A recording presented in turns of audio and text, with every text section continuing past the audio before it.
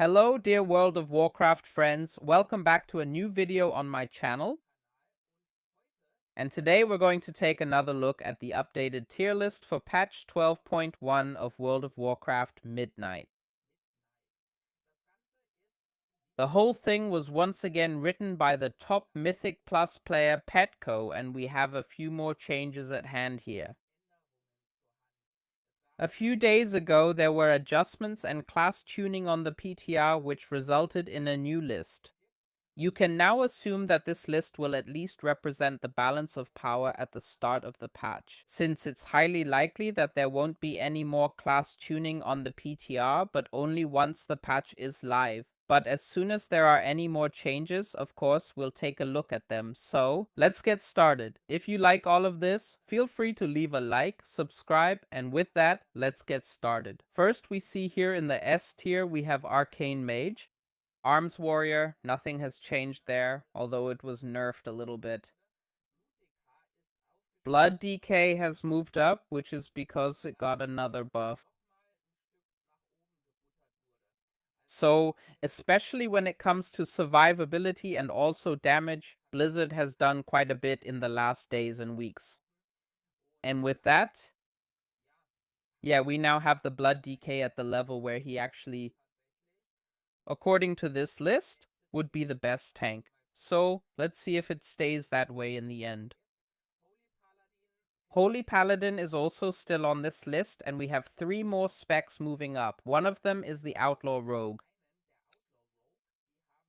They got, well, all rogue specs received a flat-out damage buff between 6 and 10%. That definitely helped. Windwalker Monk is now also in the mix, so very, very interesting. And the Resto Shaman. What you have to keep in mind here is that it's not just about damage or healing alone, but the whole package, what you bring as buffs for the group. For example, with the Resto Shaman, he also does a bit more damage now. Otherwise, actually, compared to the current season, not much has changed. Windwalker Monk also benefits from damage buffs, so that's relatively interesting.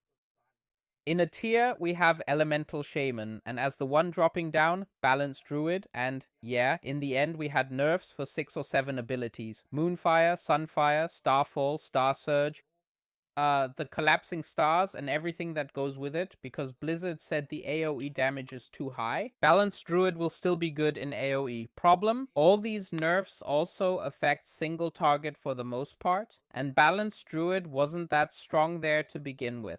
Frostica is still in A, and newly included is Bear Druid, which is ultimately because it got a few more buffs to its own damage. Asa Rogue is included. We've already mentioned the damage buff and Destro Warlock, where Blizzard has tweaked the single target numbers. So again, Warlock gets a little bit stronger. Also included is the Ret Paladin, the 2 DPS Demon Hunter specs, and the Prot Paladin, and dropping out of the S tier here is the Unholy DK. Same thing here as with Balanced Druid. Blizzard said, just does way too much AoE damage. Yes, the melee attacks of the Unholy DK have been increased, but that's not enough to compensate for these AoE nerfs. In the A tier, we have Enhancement Shaman, Demo Warlock, New Edition, Fire Mage. He just got a few flat-out buffs. Same with Augmentation Evoker. He wasn't ranked recently because he was hard to assess, but he still seems to be a solid choice. Shadow Priest was also downgraded after nerfs to his AoE damage. Affliction Warlock is included, Feral Druid, Prot Warrior, and the Demon Hunter tank. There were a few buffs, especially for damage. And the Windwalker Monk has dropped down. The tank or the healer looked extremely good at the beginning of the PTR cycle. High damage, high healing, awesome healing profile, and yeah, in the end it was a bit too much of everything, so Blizzard nerfed it, but it's still a strong choice. The big losers of the last PTR cycle were actually the hunters. Especially Beastmaster and Marksmanship got nerfed in damage. Marksman, for example, with Explosive Shot, and yeah.